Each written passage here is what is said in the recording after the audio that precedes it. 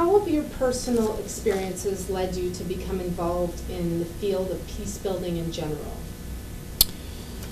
Well, I've always had interest in international development and specifically in Africa, and I worked with the Center for Foreign Policy Development at Foreign Affairs for a year under a fellowship, and specifically on policies towards Africa.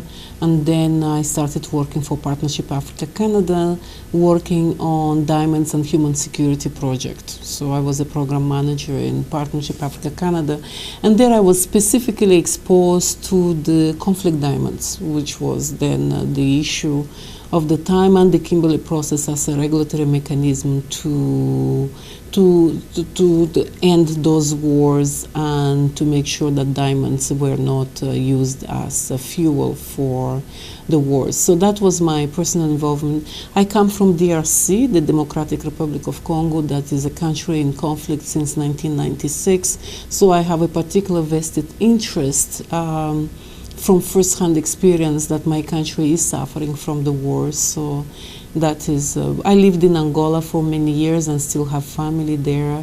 And luckily enough, it's a country that is no longer in conflict, and that's what we want for the whole region in the area, the whole continent. And so in any measure that you can contribute for stabilization and peace building and peace maintenance, that's an important factor for me.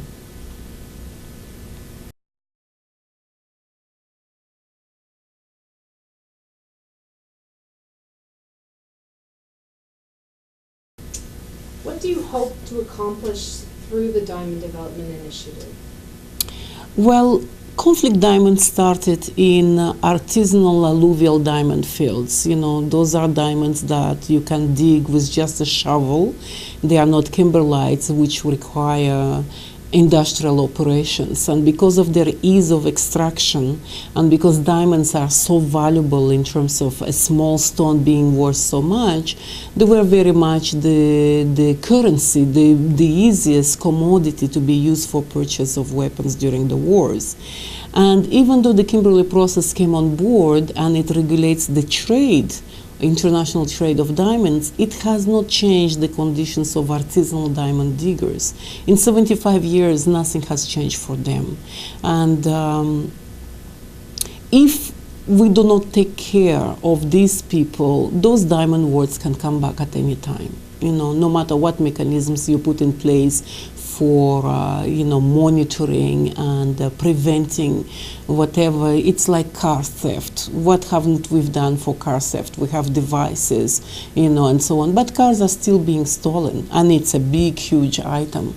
And with diamonds, it's the same thing. There is incentive for smuggling it because of probably, evasion of tax, local tax, and getting better price elsewhere.